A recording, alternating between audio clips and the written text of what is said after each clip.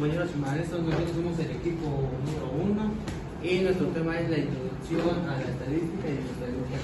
Mi equipo está conformado por Espinosa Andioso Varelli, Reina Mercedes, Reina, la Tejera de Génesis, Mario, Mayito y su servidor, los Carlos. Empezaremos con un breve video que es como que para que vayan entrando a la materia, ¿verdad? Estadística y a la bioestadística. Como sabemos, la estadística es una rama de las matemáticas que está basada en organizar, recopilar y analizar los datos según la necesidad que una persona tenga. También sirve para conocer comportamientos, aspectos de la industria y las tendencias que surjan en lo que es el mercado. Pues es una poderosa herramienta que nos va a permitir simplificar lo que es el uso a una persona para poder desarrollar cierta disciplina. Tenemos dos puntos. El primero es la recolección, organización, resumen y el análisis de datos. Y el segundo punto es la obtención de inferencias a partir de un volumen de datos cuando se examina solo una parte de estos. La estadística pues, se relaciona con disciplinas como los negocios, la psicología, la economía o la geografía. En el caso de la enseñanza, pues aquí se va a agarrar una cierta porción de datos estadísticos. Se puede utilizar lo que es tablas, gráficos y medidas de tendencia central. De esta forma, los docentes pues, pueden aplicar sus evaluaciones que estén bien fundamentadas, así como los diagnósticos. En el caso de la agricultura, pues obviamente se evalúa lo que es el campo. En el evaluar el campo va a estar basado en, primero van a obtener los datos del campo y luego van a llevar a hacer un análisis. En el análisis van a fundamentarse en, por ejemplo, cuánto producieron y los ingresos que estos les puedan generar o si de plano se perdió alguna cosecha.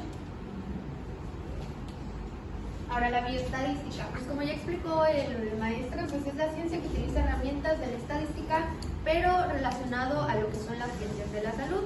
Aquí les puedo dar dos ejemplos. Uno es el desarrollo de medicamentos, que pues aquí van a generarse los datos, va a hacerse un ensayo o un análisis para saber la eficacia que estos tengan hacia un cierto grupo de población. Y también la epidemiología, aquí se puede ver relacionado cuando, por ejemplo, lo que presentamos hace unos años, que fue la pandemia. Aquí esta sirve para aplicar o fundamentar si la población se está enfermando más fácil o cuál es en el lugar en donde se está teniendo una adecuada prevención. Y la relación entre estadística y probabilidad. Pues la probabilidad es el estudio de fenómenos puramente aleatorios, mientras que la estadística pues ya sabemos que es la recolección de datos y el análisis. Aquí el azar afecta tanto a la reunión de datos como a sus análisis debido a las inferencias. Estas, al tener conocimientos de estadística, implica poseer una buena base sobre la teoría de la probabilidad. Pues un ejemplo son los dados, ¿no? Cuando tú los lanzas, pues no sabes qué probabilidad va a haber de que te caiga 1, te caiga 6 o cuántas veces. Esta es la primera etapa y la más crucial en toda investigación. En esta, los investigadores deben saber con claridad de qué es lo que se va a hablar. Es por ello que deben de identificar cuáles son las variables más relevantes y cuál es la pregunta de investigación que se busca responder. Aparte de formular lo que es el problema, el investigador debe tomar en cuenta la población de estudio y las posibles limitaciones. Es por ello que se deben de guiar de estos primeros tres puntos. El primero es crear conceptos precisos. Antes de empezar cualquier investigación, lo que se debe de hacer es conocer cuáles son los conceptos que se van a involucrar dentro de nuestro problema. Esto quiere decir que el investigador debe de saber con claridad cuáles serán las variables y cuáles serán los elementos que nosotros buscamos estudiar. Un ejemplo de esto, para que se entienda un poco más, podría ser si nosotros vamos a hacer una investigación sobre la contaminación. Como sabemos, la contaminación es un tema muy amplio.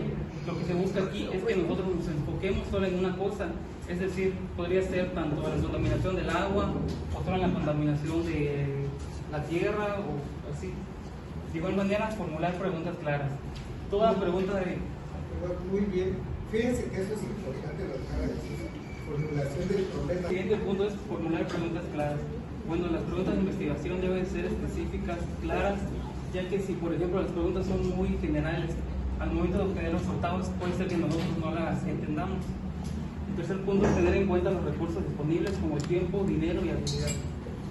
Toda investigación exitosa depende de los recursos que nosotros tengamos. Si nuestra expectativa es hacer una investigación muy amplia, pero no tenemos el recurso para hacerlo, es mejor no hacerla. ¿Por qué? Pues porque la investigación puede fracasar. Un ejemplo de esto podría ser, si nos dejan hacer una investigación sobre lo que es, no sé, podría ser una investigación a nivel nacional. Si nuestra expectativa es querer hacer una investigación a nivel nacional, pues que nos convendría mejor sería hacer una investigación piloto en una comunidad, ya que podríamos obtener mejores datos con las limitaciones que tenemos. Sí, es lo que les decía. Imagínense que van a Diseño del experimento. Aquí se busca planificar en cómo nosotros podemos obtener el mayor número de información sin necesidad de hacer tanto esfuerzo, por decirlo así, o de gastar tanto. Aquí debemos de definir de qué tamaño será la muestra. Eso se divide en 3 puntos claves, que es el tipo de estudios. Debemos de saber si es experimental o observacional, el tipo de muestra, si es probabilística o no probabilística, y los procedimientos que se seguirán durante el proceso de recolección de información. Un ejemplo de esto, de igual manera, podría ser, por ejemplo, si queremos hacer una investigación sobre la buena alimentación y nosotros tenemos un grupo de 20 personas, podríamos dividir a esas 20 personas en 2 grupos. Podríamos decir que a estas 10 personas del lado derecho lleven una buena alimentación por una semana, para que en cambio a los del lado izquierdo le podríamos decir que no lleven una buena alimentación. Al final de cuentas, nosotros lo que debemos de hacer es medir la variable. En este caso podría ser el peso o el colesterol. Y como podríamos observar, nosotros no estamos haciendo tanto, pero obtendríamos mucha información de parte de ellos. El tercer punto es la recolección de datos y la experimentación. Esta recolección de datos es un proceso en el cual los investigadores capturan información que ellos necesitan o requieren para llevar a cabo un estudio. Esta recolección de datos puede ser cualitativa o cuantitativa. La primera se refiere a, lo que ya lo había mencionado, a la raza, el género, pues a la profesión o el punto de vista acerca sobre el tema. En cambio, la cuantitativa es aquellos datos numéricos. Luego está lo que es la experimentación. La experimentación es un estudio en el cual se manipula de forma intencional una variable independiente y se analiza las consecuencias de esa manipulación en variables que son dependientes. Y bueno, la tabulación y descripción de los resultados, esto es como el mismo título lo dice, es una etapa en la cual se resumen todas las operaciones realizadas, todo lo que tú abarcaste en tu recolección de datos, y esta es a través de tabulaciones como son las tablas, las gráficas o los cuadros. En ellas se pueden obtener los resultados y también se pueden recoger lo que son las variables parciales, completas, totales y acumuladas.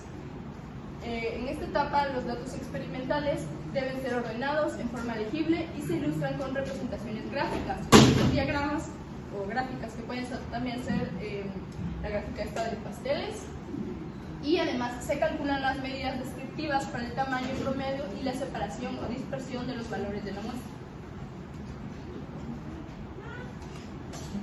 Esto no era mucho. Muy bien, recuerden que las variables pueden tomar diferentes valores de determinados lugares y tiempo. Es decir, si como última etapa está la inferencia, estadística y formulación de la respuesta. Pues al aplicar el método estadístico seleccionado en etapa 2, como explicó mi compañero, obtenemos conclusiones a partir de la muestra acerca de la población correspondiente. Tomamos una decisión y formulamos la respuesta a nuestro problema.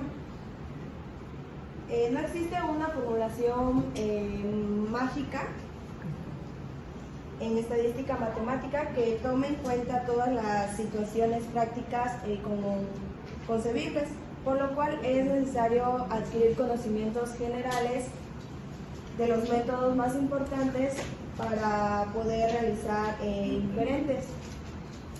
En cada caso práctico se debe estudiar con cuidado la naturaleza del problema específico para estar seguros de que hayamos escogido el método apropiado. Estadística descriptiva y estadística inferencial. Pues el método descriptivo se puede utilizar tanto en población como para muestras, mientras que los métodos inferenciales solo se puede utilizar para muestras, para inferir a partir de las primeras características de la población. Los datos tales como se obtienen no nos proporcionan pues suficiente información para interpretar su significado, por lo cual debemos que utilizar métodos descriptivos para darles mayor sentido o inferenciales para sacar conclusiones válidas sobre ellos. Y los métodos descriptivos se emplean para esquematizar o mostrar los datos en forma ordenada y gráfica. Muy bien, espera. Pues la bioestadística es fundamental en la seguridad, ya que permite a los profesionales en el área de salud analizar e interpretar datos relacionados con la enfermedad, como lo son las tomas de decisiones informadas. Esto se debe a que, por ejemplo, el médico, vamos a consultarnos y pues ya ves que pues, en el seguro en el ISSSTE te dan tu archivote, tienes un archivo clínico, eso sería evidencia física, y pues el dato sería pues, lo que te toman antes de consultar, si tu presión, si tu peso, que si chalala. Ya con eso y con lo que tienes, pues ya el médico pues ya y más los síntomas, ¿verdad? Pues claro, te vas a consultar. La evaluación de la efectividad de tratamientos. Pues esto prácticamente es como de que pues, los tratamientos que te das cuando tienes una enfermedad, ¿no? Y pues ya. Identificación de patrones y tendencias. Un claro ejemplo, pues en China, ¿no? Pues con la pandemia, cómo comienza con un paciente, ¿no? Con los síntomas, luego otro, y luego pum, virus, y luego pum, pandemia, entonces en la calidad de atención, bueno, sabemos que la atención en el hospital está malita, pero pues se trata de mejorar, como por ejemplo el buzón de quejas, que nadie lo lee, pero pues se supone que lo deben de leer, ¿verdad? Entonces, un ejemplo sería que, por ejemplo, el administrador necesita que el especialista le informe qué porcentaje de hospitalizados presentan diabetes, hipertensión o ambas cosas. Pues el especialista se va con los enfermeros y ahí van sacando el merequetengue de cuántos.